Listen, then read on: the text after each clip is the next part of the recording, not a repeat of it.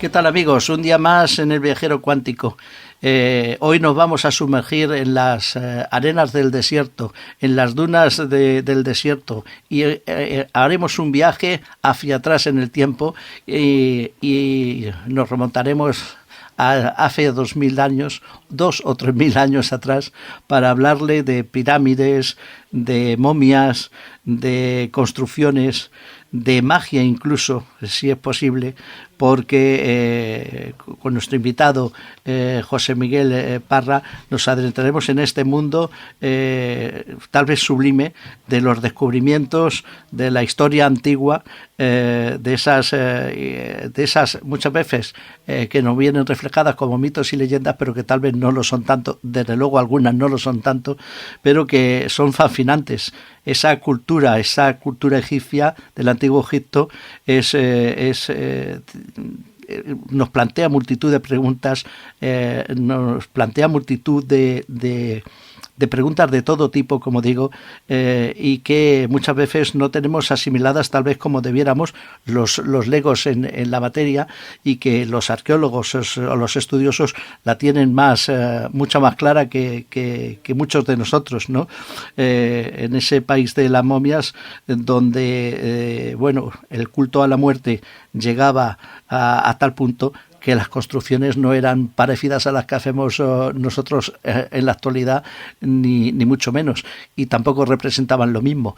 Y como dice nuestro invitado, para entender esa cultura tendríamos que pensar como pensaban ellos hace 2000 o 3000 años, o incluso más allá en el tiempo, y eso no siempre resulta fácil. Por eso esta noche contamos con José Miguel Parra, y nos adentraremos en ese viaje a la civilización del Nilo, donde vamos a hablar de textos sagrados, de tumbas, evidentemente, y de todo lo que suscitan los nuevos y antiguos descubrimientos, que van cambiando a veces más rápidamente de lo que pensamos. Ver si nosotros esta noche pasen con nosotros a esas tumbas en el tiempo y descifremos todos juntos la civilización del antiguo Egipto.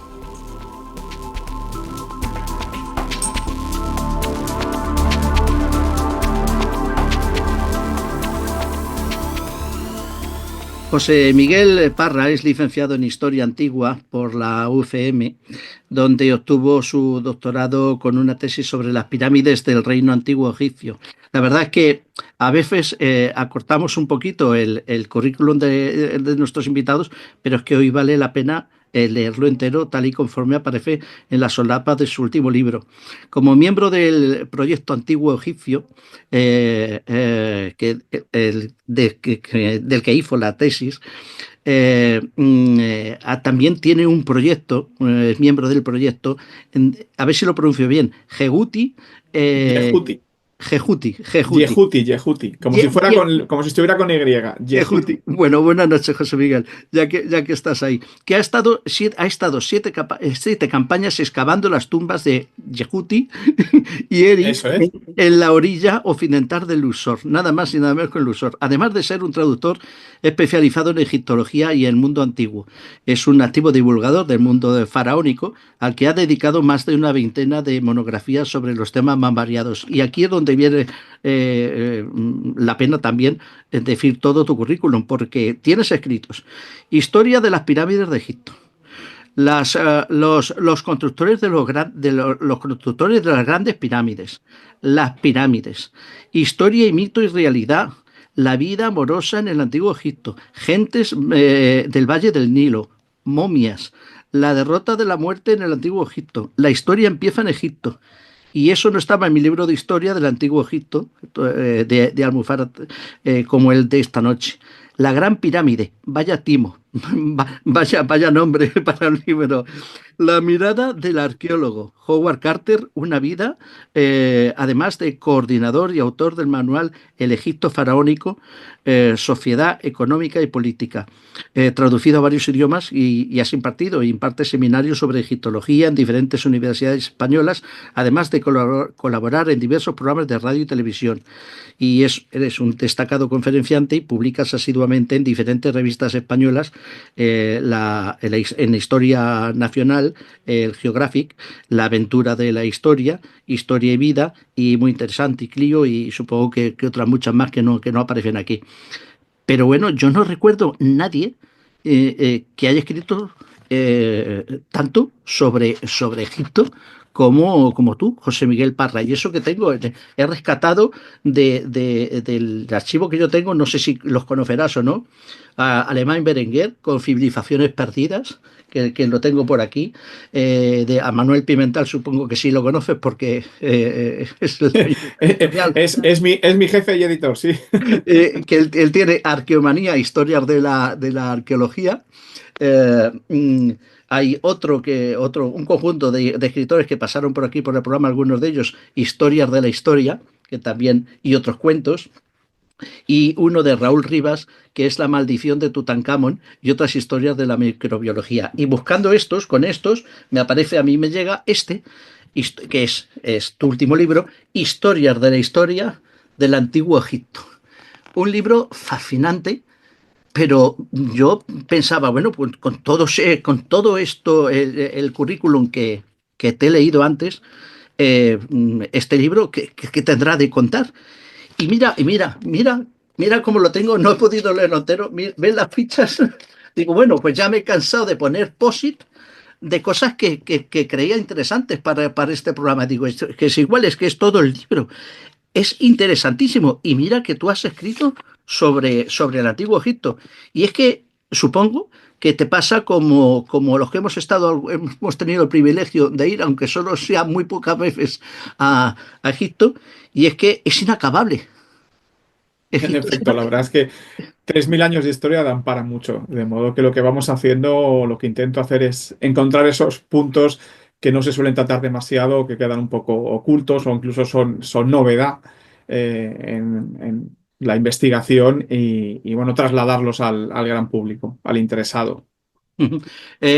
Claro, tú eres arqueólogo,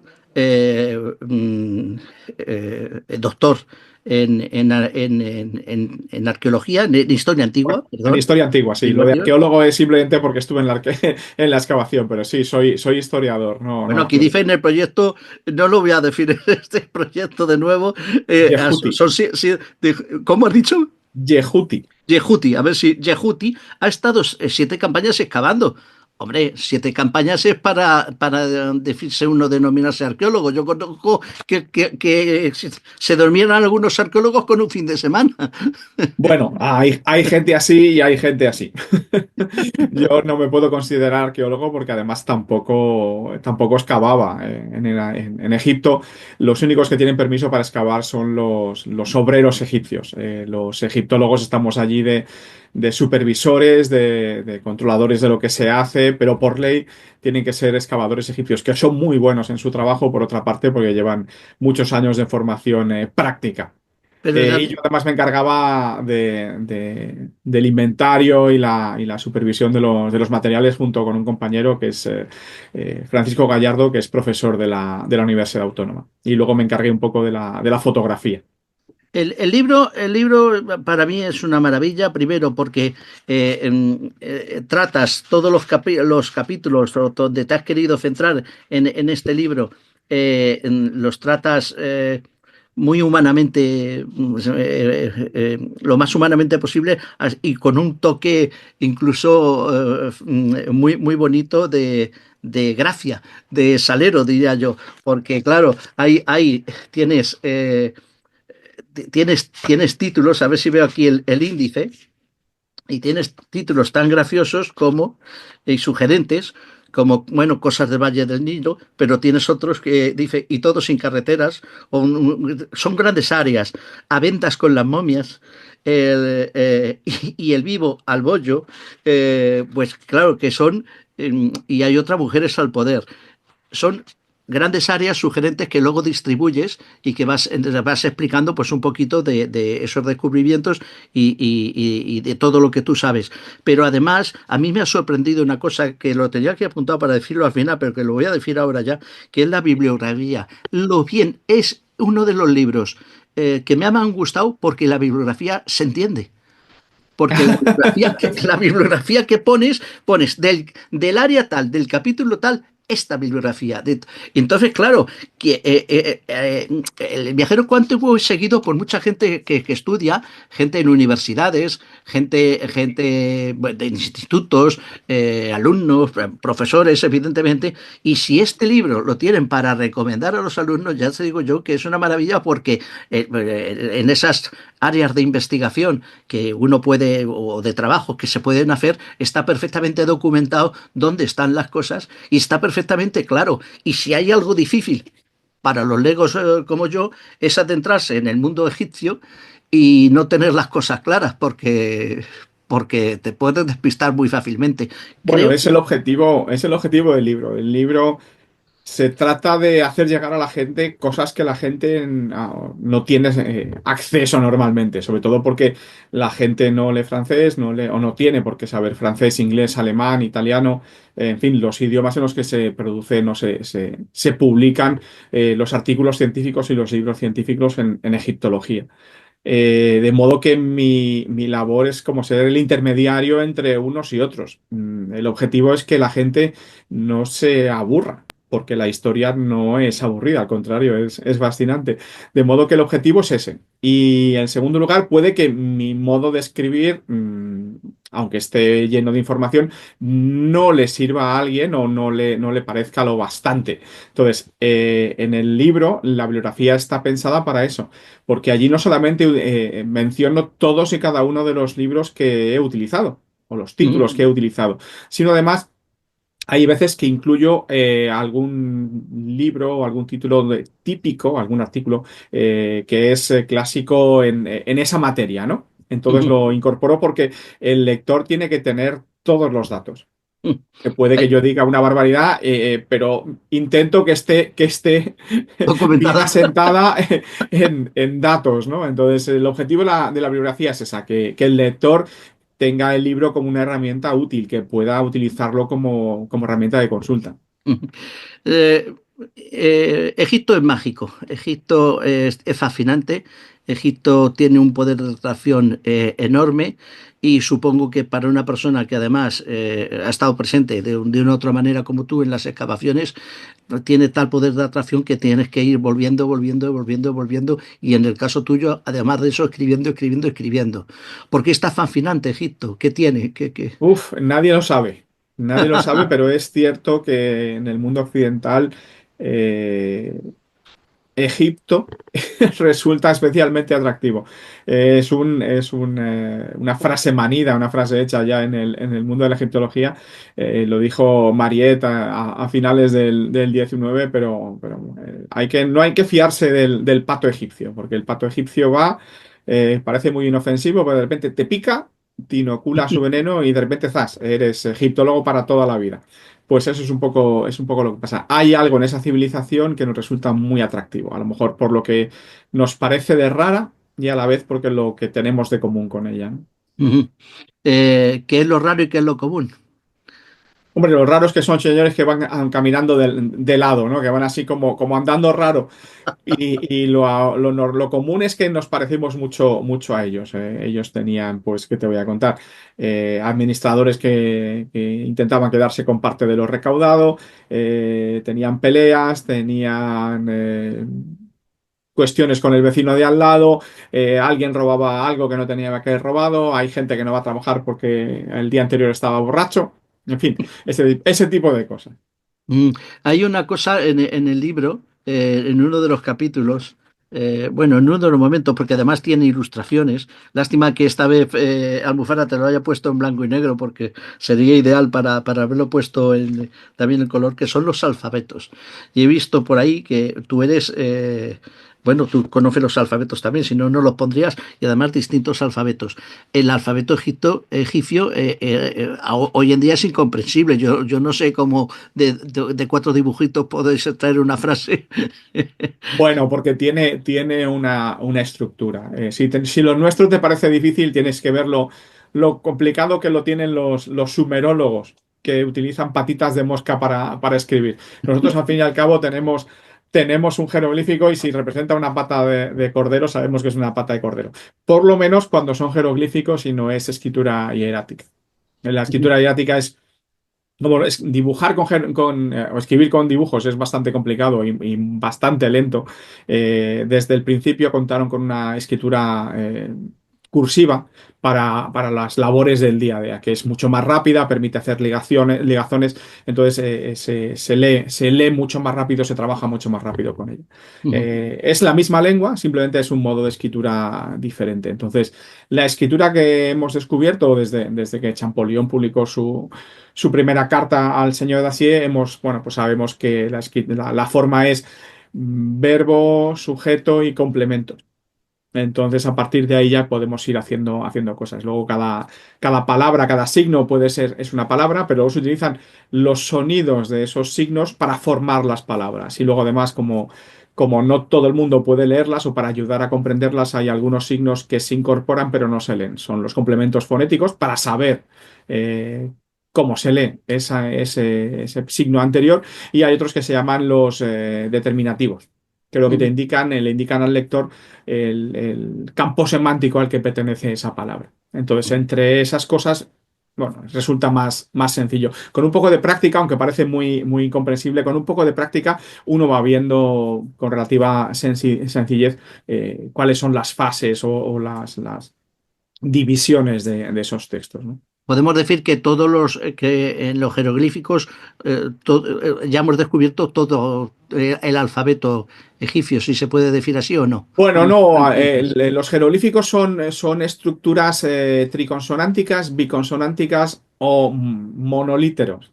Los egipcios, como el árabe moderno, no escriben las vocales, o no escribían vocales, tenían solamente tres semivocales. ¿Qué es lo que pasa? Que al contacto de esa escritura con señores que venían a ayudar a los egipcios en el Sinaí a excavar, señores de Siria-Palestina, bueno, pues acabaron copiando el modo de Ah, escribir de los egipcios, pero solamente con una letra. Y ah, de eso es donde luego llega el alfabeto fenicio, ¿no? Entonces, ujú. sí, digamos que la escritura egipcia es la responsable de que tengamos el alfabeto. Si no hubiera sido por la piedra roseta, todavía estaríamos peor, ¿no? Bueno, la verdad es que luego ha habido muchas, se han descubierto varias piedras, varios ejemplares de la piedra roseta, ¿no? Que han Ah, permitido completarla y luego ha habido algunos textos como el obelisco Banks, que está en Inglaterra, que también tiene textos en dos idiomas, en egipcio y en griego. Que han permitido hacerlo. O sea, la piedra roseta no es la única, fue la más importante desde luego, pero no es la única que se utilizó o no utilizaron los estudiosos, los sabios, los eruditos del 19 para descifrar esa lengua que llevaba 2000 años haciendo que la gente, bueno, elucubrara sobre el contenido de los textos.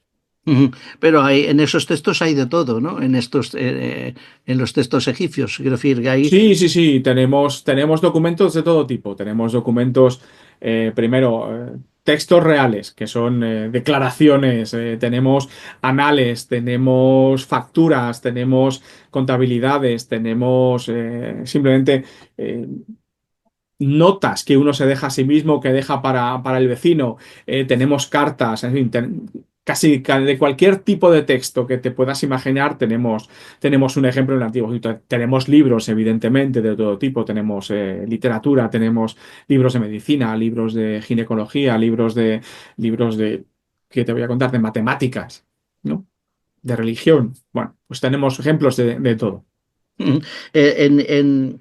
Hay un capítulo aquí que lo estoy viendo, pero ya me lo había subrayado, que tú lo titulas Somos gente pacífica y no nos gusta gritar, donde, donde hablas de Platón, de Herodoto, efectivamente de esos contactos con otras civilizaciones que seguramente fueron allí a tener ese contacto y a aprender de alguna manera. Y también hablas, hay una cosa que yo me he subrayado, todo lo escrito cobraba vida, o sea, los egipcios creían que todo lo escrito cobraba vida al ser leído. Efectivamente. Eso es magia. Sí, sí, sí. Bueno, la magia, la medicina, el mundo de los dioses para los egipcios no cabía pensar en otra cosa. todo era así. Y lo cierto es que la escritura era mágica, y todo lo que se leía podía cobrar vida o cobraba vida. De hecho, en los textos de las pirámides, los signos que representan, o en algunos de ellos, algunos signos que representan animales peligrosos como serpientes o leones, están partidos por la mitad para que no estén completos y cuando alguien los lea, no Ah, cobren vida y puedan causar daño al faraón. pero tú no crees en eso, ¿verdad? Yo me dedico a estudiarlo. Pero es cierto que los egipcios tenían razón, porque 2000 años después seguimos hablando de ellos y su nombre sigue existiendo, con lo cual esa escritura tiene algo de mágico. Pero bueno, cuando Howard Carter encuentra la tumba de Tutankamón, siempre se habló de maleficios y de inscripciones en la tumba para quien lo descubriera. ¿Eso es real o no es real? No, no, no, no. En la tumba es completamente anepígrafa. No tiene, en la tumba no hay ningún texto, excepto los pocos que hay y ni siquiera en la cámara funeraria. Lo que hay textos en algunas, en casi todas las cajas, los armarios, los arcones, todo lo que hay dentro, que tiene, muchas veces aparece marcado el contenido, pero son textos pequeñitos. No Ujú. hay ninguna maldición en la tumba de Tutankamón. Y no te has Ahí se encontrado conoce alguna ningún. maldición, pero son maldiciones que vienen de una costumbre egipcia. Las tumbas egipcias están pensadas para que la gente entre a verlas, pero el muerto no está enterrado en esas habitaciones, está enterrado en un pozo que encontramos en una de esas habitaciones y al final hay una cámara, o sea, es una mastaba, es un pozo que atraviesa la estructura y abajo y luego está la capilla. Pero las tumbas que todo el mundo conoce, las de Mereruca, la de Ti, las del Valle de los Nobles de Tebas, están pensadas para que la gente entre y lea los textos, lea la biografía de este señor, y se dé cuenta de que es un personaje respetado, que ha triunfado en la sociedad, ¿no? Entonces, eso significa que la gente entraba. A Pero ver, la a ver, gente a ver. puede entrar sabiendo que se enterraba con algo de ajuar o con mucho ajuar, la gente podía entrar con intenciones aviesas. Bueno, pues igual que hay textos que dicen a la gente, tú que pasas por delante, entra y lee mi lista de ofrendas, porque eso me hará bien y yo haré que los dioses te recompensarán. Lo mismo sucede al contrario. Ten cuidado, porque si entras aquí con intenciones aviesas, Ajá. que voy a hacer es hablar con los dioses y los dioses te perseguirán y no tendrás tranquilidad y lo pasarás fatal en el otro mundo, por así. A ver, Es el tipo de maldición que hay. No hay una maldición que diga, dentro de 3000 años o de muchas lunas vendrán unos señores de barbas blancas y de piel sonrosada para robar y eso hará. No, en absoluto. Eso es algo que es completamente falso e ilusorio. A ver, has dicho una cosa que me ha llamado la atención. No sé si lo decías por entonces o por ahora, que sus tumbas están pensadas para ser visitadas.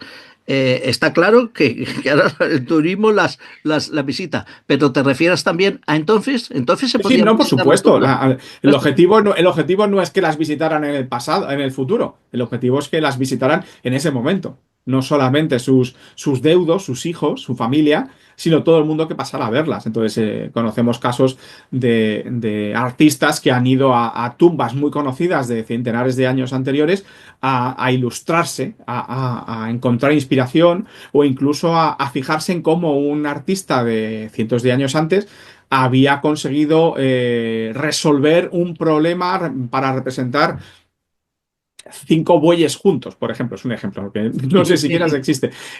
Entonces él lo va a buscar en esa tumba, lo ve y dice, esto me permite a mí y ya sé cómo resolverlo. Ese es el tipo. Las tumbas egipcias estaban pensadas para que la gente, sus coetáneos, las visitara.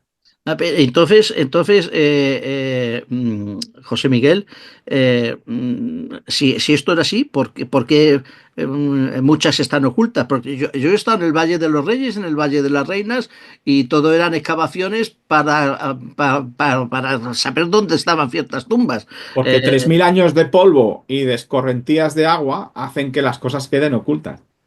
no porque estuvieran ocultas en un principio. Algunas tumbas del Valle de los Reyes, las primeras de la 18 dinastía, sí estaban colocadas en sitios estratégicos para que la entrada quedara cubierta precisamente por esas escurrentías de agua. De hecho, encima de ellas lo que hay es incluso pequeños caminos para dirigir el agua y que arrastrara porquería, cayera justo en la tumba y la acabara, en la entrada de la tumba y la acabara tapando. Pero luego eso fue cambiando. En la dinastía 19 se hacen a media altura de las laderas del Valle de los Reyes y luego la dinastía 20 se hacen con grandes entradas para que la gente supiera que estaban allí. Y las tumbas de la gente normal, cuando no era una mera excavación en el terreno, están hechas precisamente para eso, para que la gente entre a verla. Ujú. Porque cuando entra a verlas y llega hasta la capilla funeraria y lee el texto con la lista de ofrendas, esas ofrendas van a parar al difunto en el más allá. Ujú. Bueno, ya te he dicho que yo había tenido la oportunidad de visitar el Valle de los Reyes y el de las Reinas. Recuerdo ahora que creo que acababan de inaugurar la de Ramsés III, que ya me pareció una maravilla.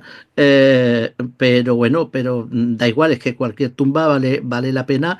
Inscripciones, colores, y estoy hablando de las tumbas, no quiero decir de los templos, Ujú. que son una maravilla. Eh, yo siempre he pensado que se nos oculta más que se nos muestra. Eh, no sé, ¿a ti qué te parece que el ministro, ¿cómo es? Hawass, No, eh, óyeme, Hawái ya no es nada. ya, me parece que dejó de serlo, que ahora hay otro, pero da igual, que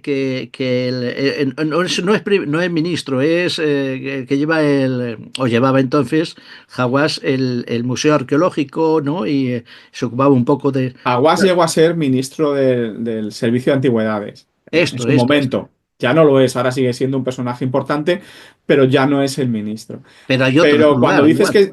cuando dices que nos ocultan, ¿qué nos oculta el qué? Que no se nos dicen todos los descubrimientos que se hacen. Ah, sí, los No, no, descubrimientos sí que sí, sí, sí, los descubrimientos sí, claro que se hacen.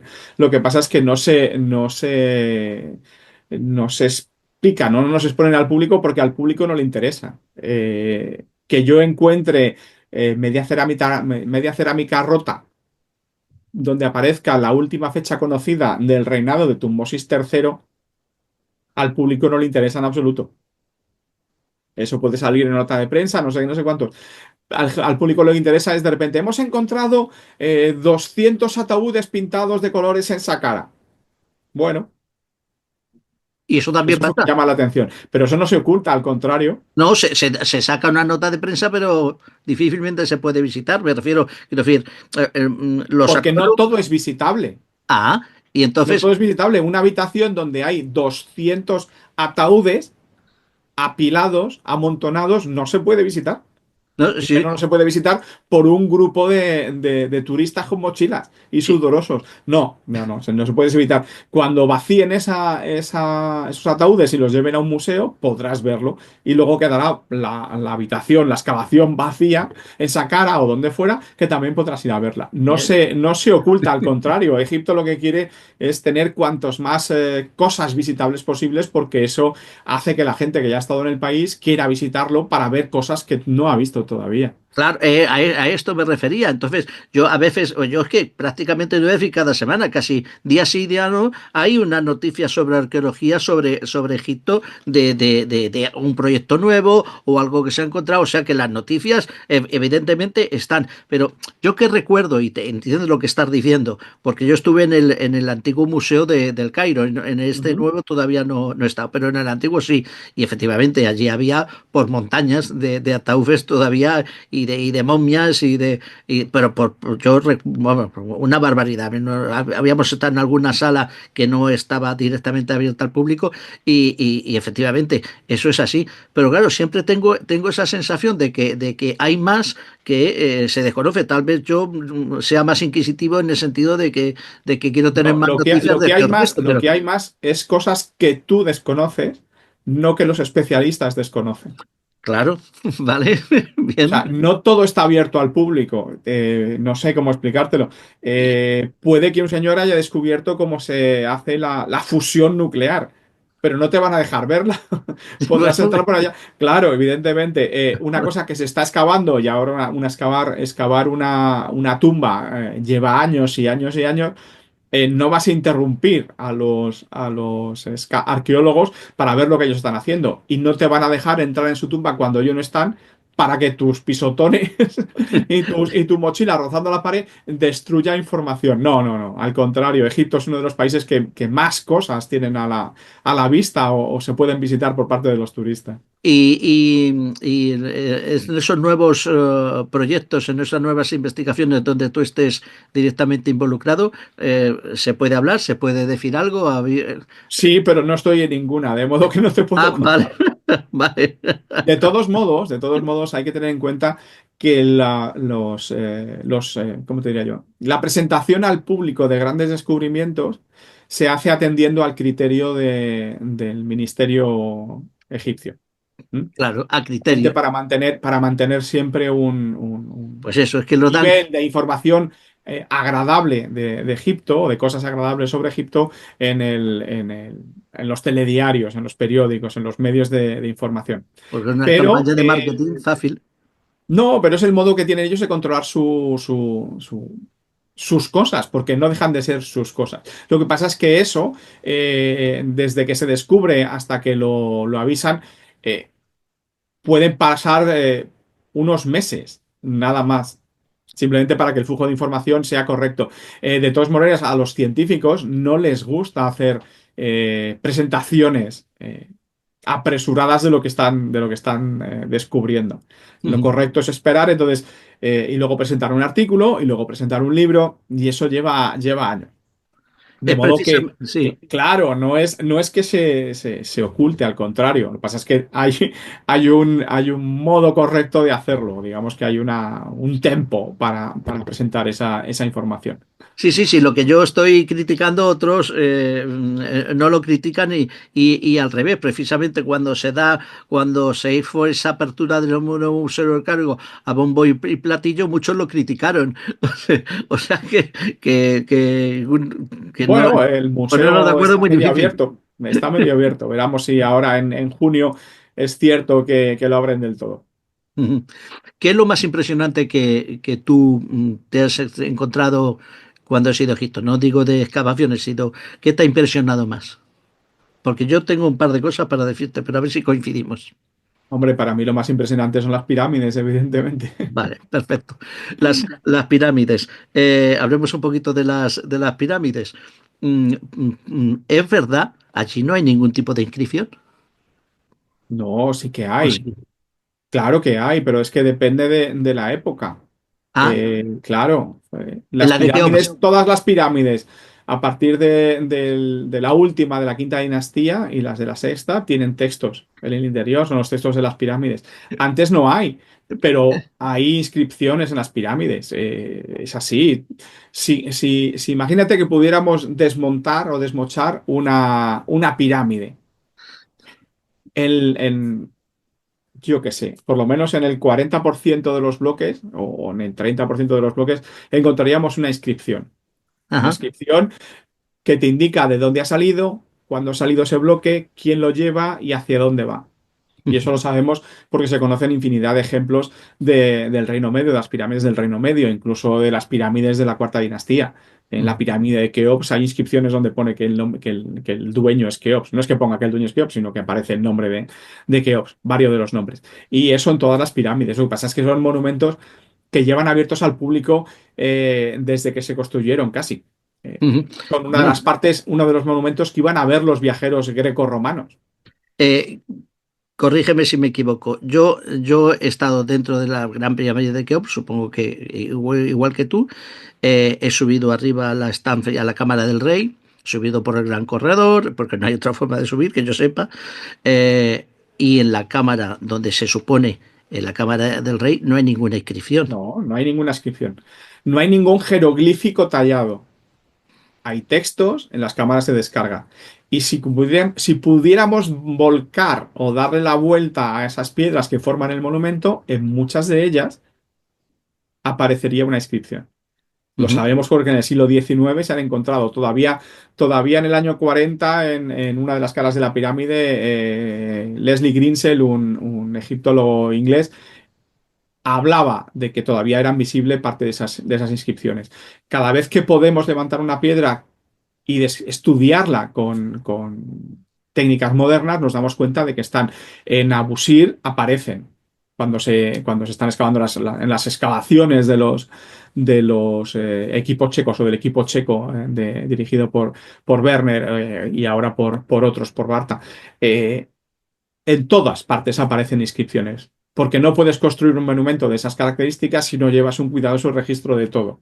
Ujú. Ya te digo, en los sillares de las pirámides del Reino Medio se encuentra la fecha de salida, quién es el encargado, el equipo que se encarga de llevar esa piedra o ese grupo de piedras y a dónde hay que llevarlas. A la esquina sureste, al almacén, a la rampa, al muelle, Sí, todo pero eso se indica. son datos técnicos de la posible construcción, pero no hay nada, o sí lo hay en referencia. Ha mencionado en las cámaras de descarga que llevan a la cámara del rey, que es ese Las gran cámaras de complejo. descarga, no, las cámaras de descarga son las 5 cámaras que hay por encima de la cámara del rey, que no son Ah, visitables, no son ah, visitables.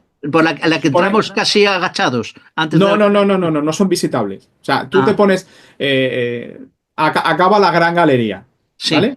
Y tienes ese gran escalón, te agachas y pasas por el primer pasillo y luego llegas a la cámara del rey. Bueno, pues antes de agacharte, Ujú. arriba del todo, en una esquinita, Sí. está el acceso a la primera de las cámaras de descarga. Se supone Ah, que es una estructura que sirve para desviar la presión de todo ese peso de piedra y que no recaiga en la cámara del rey. Ahí es donde en algunos de esos sillares aparece el nombre de... Pero no solamente eso, aparece una indicación de las dimensiones de la cámara que hay debajo, aparece una indicación del nivel horizontal de la piedra. En la pirámide de Pepi I, por ejemplo, tenemos marcado el norte, los ejes norte y sur de la pirámide, y aparecen allí. También aparece una inscripción con el nombre del arquitecto que la diseñó o que ujú. dirigía los trabajos.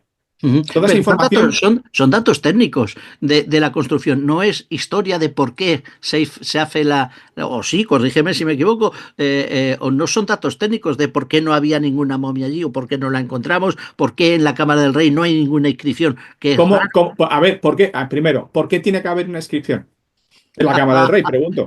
Es verdad, A ver, claro, nuestro modo de pensar no es el modo de pensar de los egipcios. claro, Entonces, que no aparezca en la Cámara del Rey una inscripción no significa que en el templo alto, en el templo bajo y en la calzada de acceso no haya inscripciones.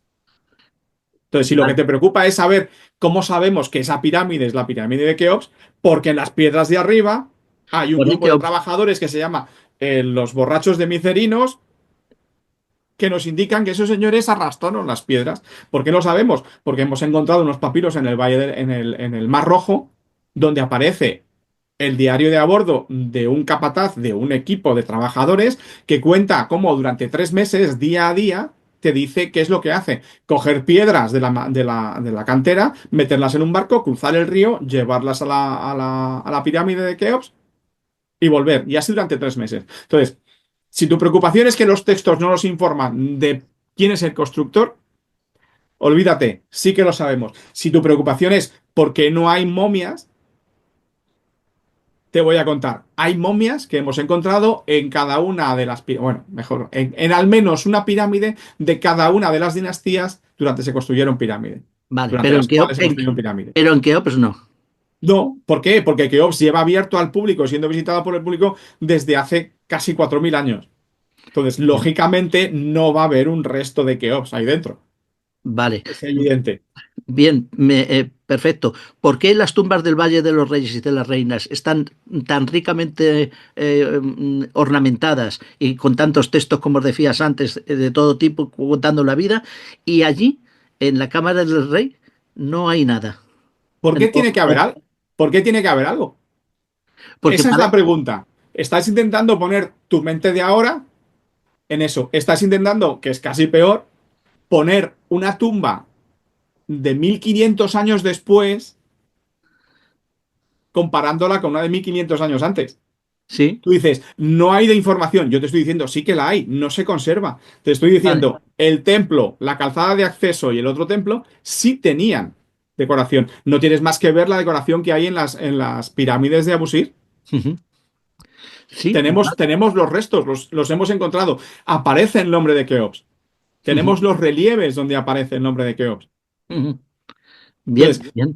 si la preocupación es que dentro no hay, es la explicación más lógica es porque no le salía de las narices, Vale, vale. básicamente. Es que para un lego como yo se hace raro unas tumbas tan profusamente, aunque sean de distintas dinastías y de distintas épocas, y que de golpe no haya nada. Es No, simplemente. no, no, no, no. Lo estás haciendo al revés. Lo estás haciendo al revés. Estás llevando tu modo de hacer las cosas, porque ahora hacemos una tumba y ponemos un nombre allá. Sí, Decoración. Eso lo hacían los egipcios. Las primeras tumbas, las de Abidos, tienen siempre una estela, dos estelas de hecho, con el nombre del faraón que está enterrado dentro. ajá. Dentro no hay nada. Ujú, Lo que les interesa es fuera, porque se supone que dentro no entraba nadie. ujú, Nadie iba a entrar a leer un texto en esas tumbas.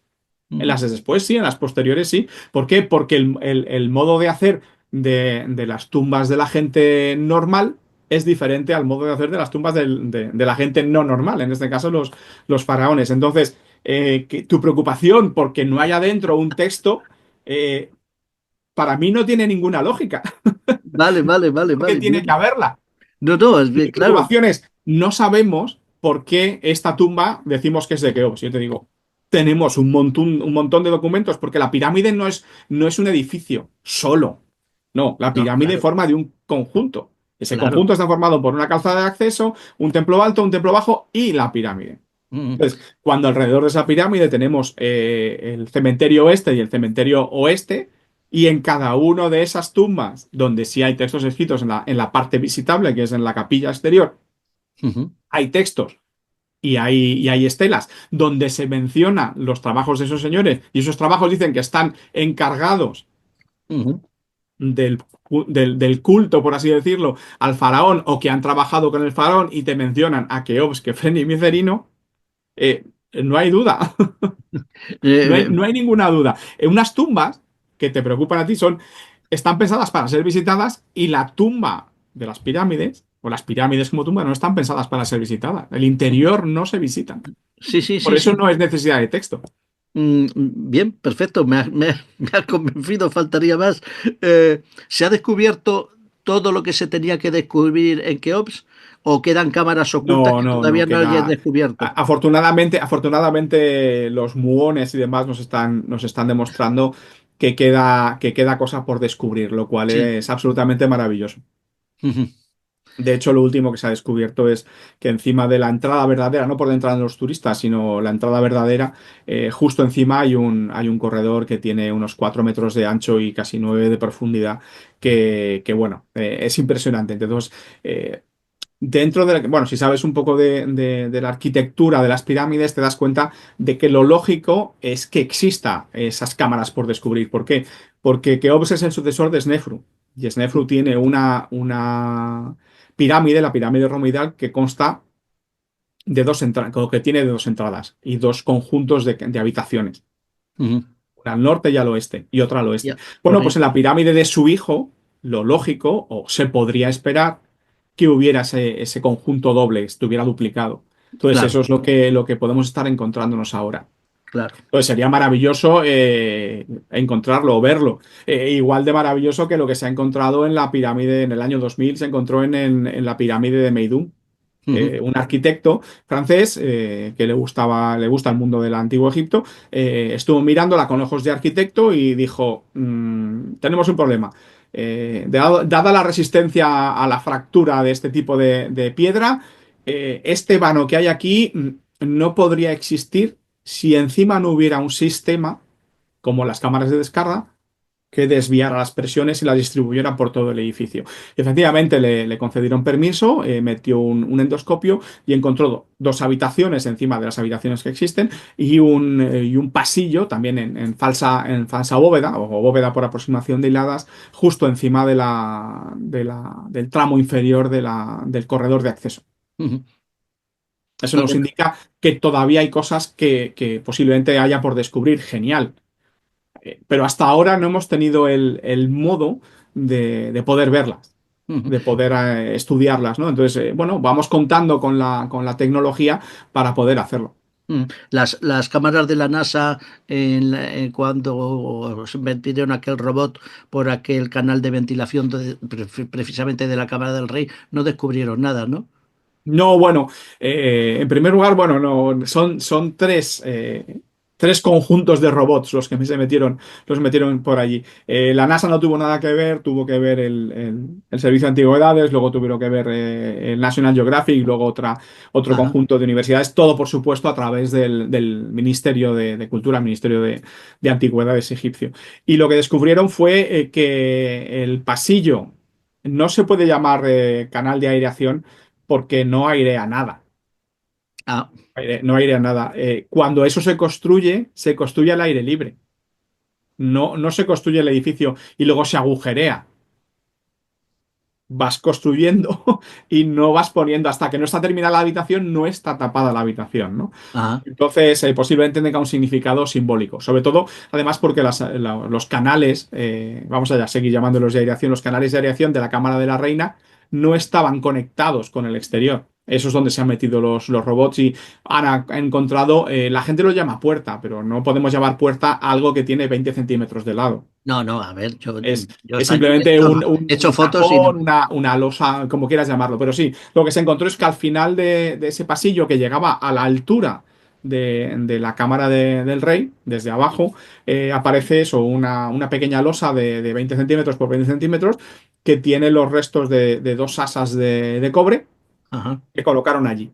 Entonces, en este caso, no airean nada, simplemente hay un significado simbólico que no somos capaces de ver. Se ha relacionado con las estrellas que podrían pasar en un momento dado por delante de ellos desde el interior, ¿no? Pues por un lado sería Orión, está relacionado con los Iris, con otro lado sería, bueno, relacionado con Isis, en fin, ese tipo de cosas, con la estrella polar de entonces. Ujú. Pues tiene algún significado simbólico que todavía no conocemos con seguridad, pero que bueno, vamos desentrañando. Bueno, no quería entrar en ese carácter esotérico de los canales de ventilación y los demás, No, porque no es esotérico, te vas a es enfadar conmigo. simbólico. Para los egipcios es completamente simbólico, no tiene nada de misterioso. Bueno, pero sí que hay una relación. Parece que muchos autores, escritores, han encontrado una relación directa precisamente con las tres estrellas de Orión en relación a las medidas de la pirámide y demás. No. Pues no hay nada de eso. Destruye Estamos todo eso, te lo voy a dejar estamos grabado. mezclando churras con merinas. Bueno, Churras bueno, con merinas por completo. pues La constelación de Orión no tiene nada que ver con las pirámides. vale, Absolutamente nada que ver, excepto en este caso, porque Orión está identificado por los egipcios con Osiris y parte del cinturón pasa por delante del corredor norte, si no me equivoco, luego del canal de aireación norte de la Cámara del Rey. Pero ujú, nada más, las pirámides de Giza no están representando en tierra las estrellas del cinturón de Orión. ujú.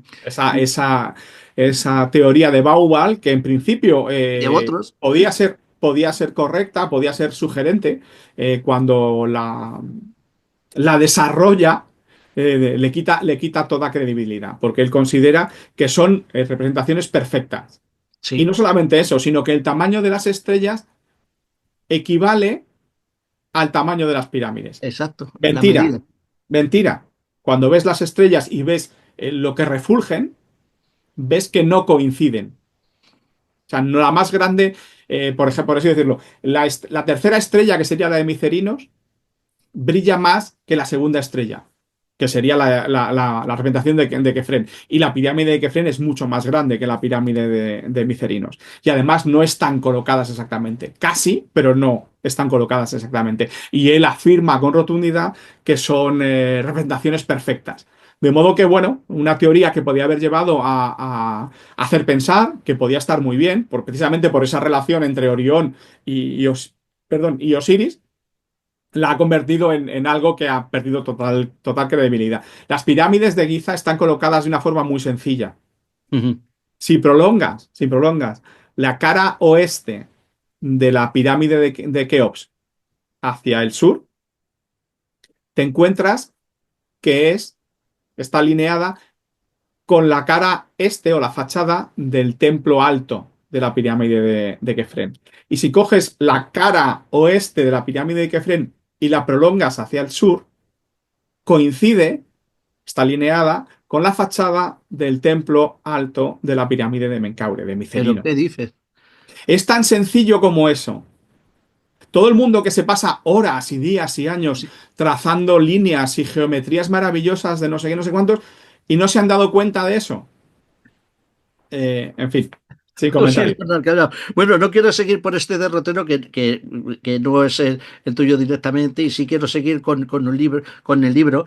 En las construcciones de distintas dinastías y demás, tú ilustras el libro este del Antiguo Egipto, fijaos, creo que se ve bien, cómo arrastraban piedras y arrastraban desde distintos lados los egipcios. Creo que esto es el camino de arrastre de barcos que permitía llegar hasta la fuente de Mirgisa, sorteando la segunda catarata de Nubia. O sea, y aquí están las fotos, o sea, hay restos de cómo arrastraban las Sí, sí, sí, piedras, sí, cómo lo llevaban en hay restos barcos. de todo. Los egipcios tenemos restos de todo. De hecho, tenemos incluso restos, pasa es que no, se descubrió en plena Segunda Guerra Mundial y no hay foto, por lo menos que se sepa, no hay una fotografía de eso, pero se encontró incluso en la cantera de Giza, digo, de Tura, se encontró un bloque montado sobre sus rodillos listo para ser empujado. Lo que pasa es que eso es un descubrimiento, claro, que hizo un aficionado que aparece el texto, está publicado en una revista científica, pero no hay una fotografía del hecho. Entonces, Ajá. bueno, del Antiguo Egipto tenemos casi de todo. Tenemos los calzoncillos de Tutankamón, entonces con eso ya lo tenemos todo, casi todo dicho. Oye, voy a dejar las pirámides. Ya, el templo de Hatshepsut a mí me pareció una maravilla. Sí, porque lo es, Una, porque lo una, es. una maravilla, no sé, yo me enamoré de ese templo, y no he visto otro templo parecido que estuve allí. ¿Hay alguno más Sí, claro, no que se tienes pueda más, ver? no tienes más que mirar hacia la izquierda, te encuentras con el templo de Montuhotep II, que es el que copia.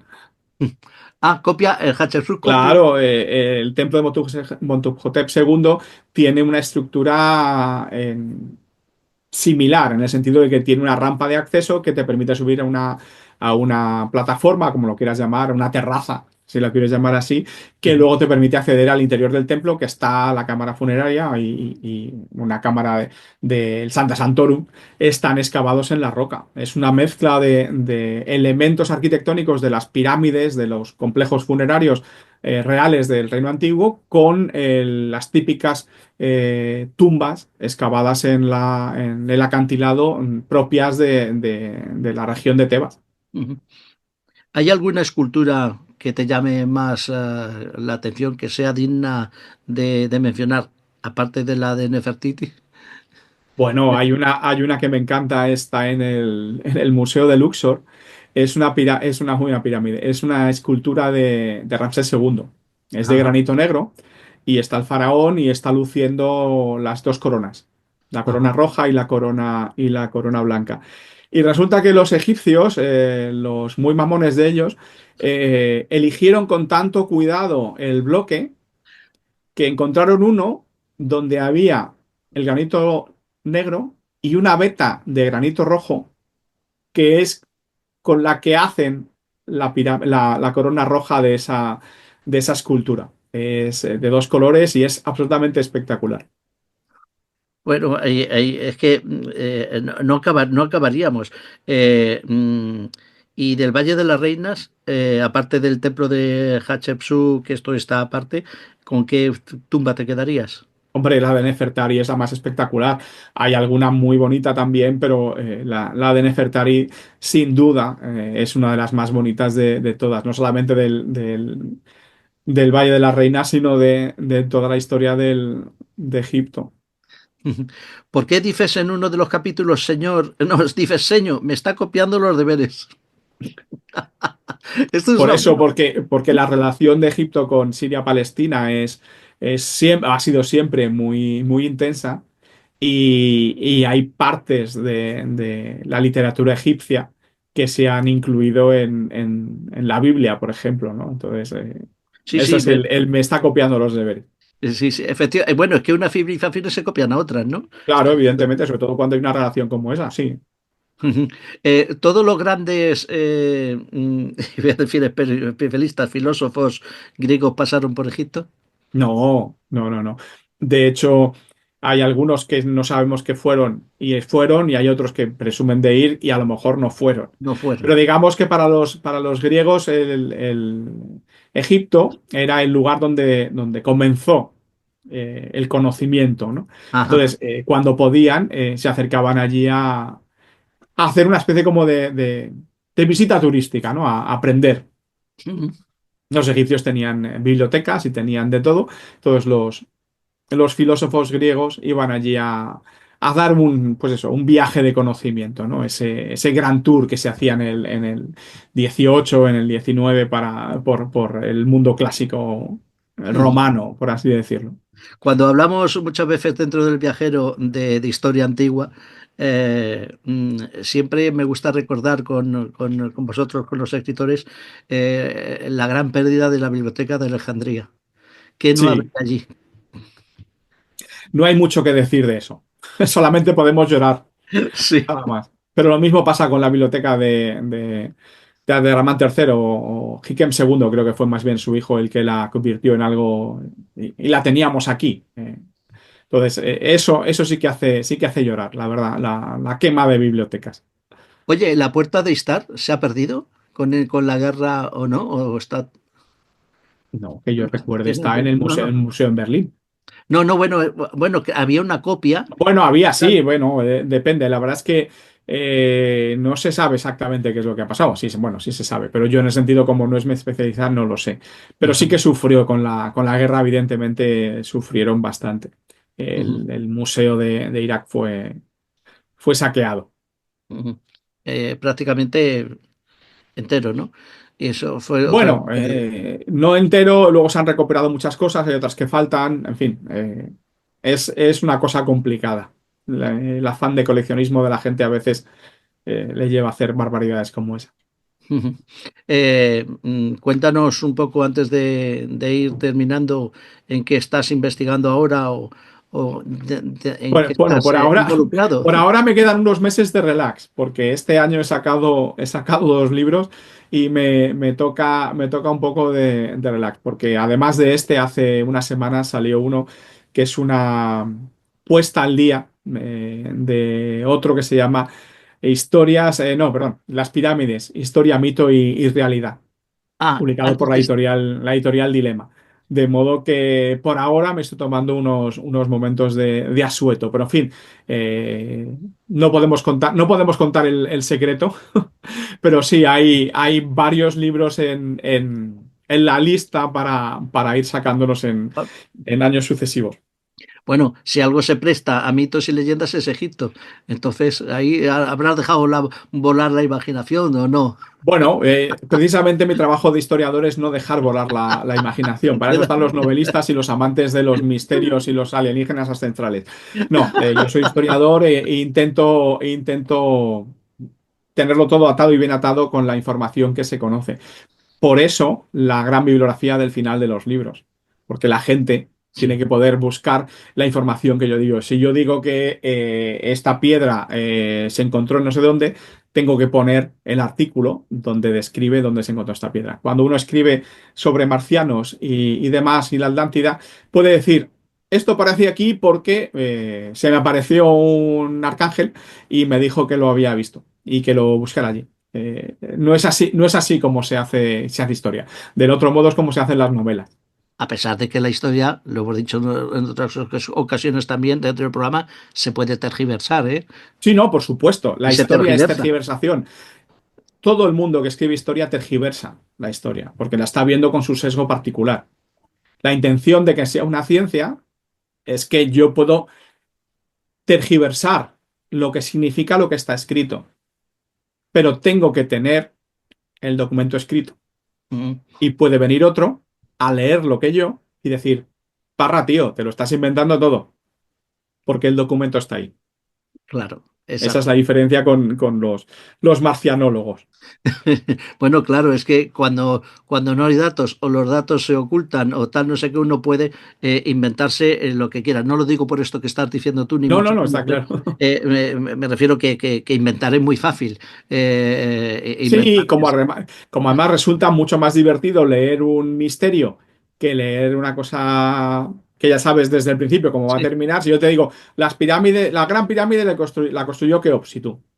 Vale, pues ya lo sé, pero si yo te digo, no, debajo de la Gran Pirámide hay 8 túneles excavados maravillosos que llegan a 2 kilómetros de profundidad, eso resulta mucho más divertido. Es completamente falso. De hecho, es una estupidez, pero a la gente le fascina, lógicamente, porque todos queremos saber más de nuestro pasado. Lo que pasa es que a veces nuestro pasado es muy prosaico sí. y eso no es divertido. Las Pero novelas son divertidas. Cuéntame una cosa, cuando tú empezaste, cuando eras, no sé, tu vocación de dónde viene, si viene más adelante o más atrás, no de escritor, sino de conocedor de la historia antigua y meterte de lleno en las excavaciones o estar involucrado en tema de Egipto. ¿De niño ya pensabas que esto No, iba a ser así? no, de niño pensaba en ser Félix Rodríguez de la Fuente. Ah, bueno, bueno. No, no, y en un momento dado, yo soy bachiller en ciencias puras. Ajá. Y en un momento dado, cuando estaba allí, decidí que quería estudiar historia. ¿Por qué? No sabría decirte. Hay gente que lo tiene muy claro, porque fue a visitar un museo con su padre, porque leyó un libro, por el motivo X. Pero yo sabía que en ese momento quería estudiar historia y afortunadamente mi padre me dejó, me animó a ello y ahí estamos. Y no has echado de menos las fórmulas matemáticas para nada. No, no, de hecho se me dan fatal. Soy de esos despistados que siempre se les olvida poner un más o convertir un más por más o un más por menos en un menos. Soy un poco despistado en ese sentido, de modo que yo y las matemáticas nos llevamos fatal. Pero en fin, lo que me interesaba sobre todo era la etología, el comportamiento animal, es decir, los documentales de Félix Rodríguez de la Fuente. Para terminar, ¿por qué deberíamos de leer el libro tuyo este de la historia del Antiguo Egipto? Porque es súper divertido. Efectivamente, tienes toda la razón. Toda la razón, es divertido. Todos los capítulos con esos títulos, no solamente, sino cómo empiezas tú cada partido y te acercas al público en general, es efectivamente, es así. Hacen la historia Claro, el divertida. objetivo es, a la gente le puedes contar cualquier cosa, pero nunca puedes cometer el pecado de aburrirla. Entonces, mi intención es que escribir de forma clara y accesible al lector, ¿no? Aunque sea a veces con un vocabulario un poco especializado, pero que la gente sea capaz de leerlo. Entonces, además de eso, luego están los dibujos, que no Sí, están, y las ilustraciones, que ya, no ya están todo tipo, ¿eh? colocados. Sí, claro, que no están colocados ahí para adornar, son escenas que aparecen mencionadas en el texto o dibujos que complementan lo que yo digo. Entonces, el Sí. objetivo es que sea un libro bastante completo y que permita al interesado fascinarse con el mundo del Antiguo Egipto, porque no hay que creer en los alienígenas ancestrales para disfrutar de él. No, no, no, desde luego que no. Además tienes croquis, tienes planos, tienes situaciones geográficas, tocas todos los palos. Todo es ameno. De verdad, es un libro, a mí me ha gustado mucho porque es muy accesible y está perfectamente delimitado lo que tú quieres leer. Y hay una cosa, lo puedes leer por separado, no tienes que Sí, leer, que esto tú lo dices y digo, a ver si es verdad. Digo, sí, efectivamente, no, uno puede coger el capítulo quinto y luego volver adelante y luego volver atrás sin ningún problema y se hace perfectamente a la idea. sí, como dices tú, el libro está estructurado si no recuerdo mal, son siete grandes apartados. Y cada uno de esos grandes apartados hay 3 pequeños capítulos. Cada capítulo tiene 12 o 13 páginas, no tiene más. Pero bueno, uno puede tener curiosidad por uno de los títulos, de uno de los capítulos, y puede leerlo porque como dicen ahora mismo, es autoconclusivo.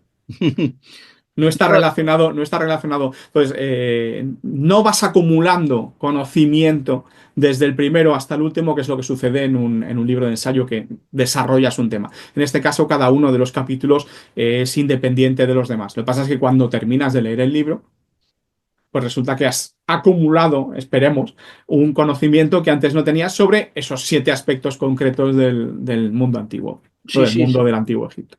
Es muy bonito, muy ameno, fácil de leer, como hemos dicho, y es una forma de acercar el antiguo Egipto y el Egipto en general a todos nosotros, comunes mortales que tenemos menos conocimientos y que nos hacemos mejor a la idea de lo que fue la civilización del Nilo, que fue muy amplia, y intentar comprender cómo pensaban ellos para comprender los restos que nos han llegado, que En es efecto. lo que hemos estado hablando esta noche, ¿no? Comprender una civilización de hace 3.000 años es como comprender, pues no sé, intentar comprender el significado de las estrellas o del universo. Si somos incapaces de saber qué es lo que pensaba nuestro padre hace Claro. 20 años, ¿cómo vamos a saber lo que pensaban los egipcios hace 5.000? Lo intentamos. El objetivo del historiador es intentar ofrecer la reconstrucción del pasado más verosímil y fiable posible. Ujú, Entonces, eso es lo que se intenta. Por eso cada descubrimiento nuevo se va sumando a lo que sabemos y puede cambiar todo lo que sabemos. De modo que hay gente que no lo tiene claro, que no sabe, pero la ciencia, y la historia es una de ellas, de esas ciencias, avanza equivocándose. ujú, Digamos que efectivamente. crea un paradigma que con lo que se sabe en ese momento es sólido y cierto, hasta que se descubre algo que lo desmonta, lo fortalece o hace que varíe algo. Bueno, pues ese es el objetivo, avanzar, tropezándose. Por eso hay cosas que hace 100 años dábamos por supuestas que ahora sabemos que no, simplemente porque es tan sencillo que sabemos leer mejor los jeroglíficos. José Miguel, Solo con eso nos basta, claro. para hacer eso hay que tener un poco el científico, el historiador, el arqueólogo tiene que tener un poco también la mente abierta, sabiendo que Sí, lo sí, que hoy por se en la supuesto, catedral por a lo mejor supuesto. mañana no. Pues hay mucho científico y mucho escritor monolítico y eso es eso y eso y eso es así. Y Bueno, bueno, peor para ellos, porque yo puedo llegar por detrás y decirles, macho, tienes que espabilar porque te están comiendo las hormigas. No, es cierto que de hecho estudiar en la universidad y en penetrar en el curso honorum a veces te pone unas anteojeras que te impiden conocer cosas o abrirte a teorías que sugiere alguien ujú, que tú consideras que como ese alguien no es egiptólogo o no es experto en física cuántica o lo que sea, no tiene razón, no puede ser, no tiene conocimiento para poder. Y sin embargo, al final puede resultar ser cierto. Entonces, ujú, bueno, así es como avanza la ciencia, ya te he dicho, equivocándose. ujú. Lo que te gustaría excavar en otro planeta si encontráramos algo. En otro planeta, cualquier civilización de otro planeta sería fascinante.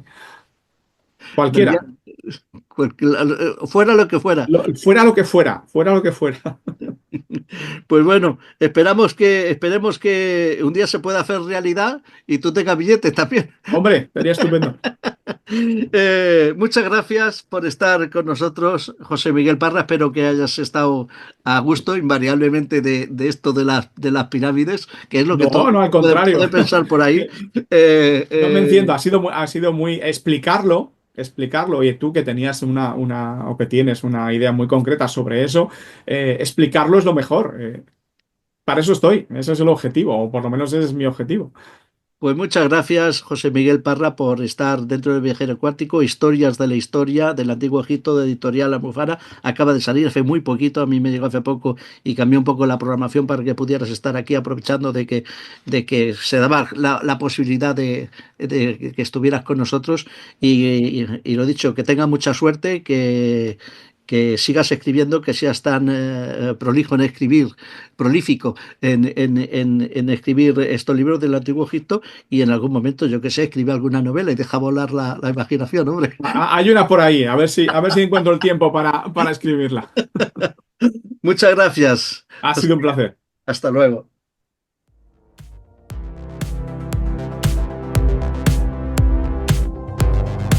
Amigos, amigas, hasta aquí el viaje de hoy. Nos volvemos a ver en la próxima aventura del viajero cuántico.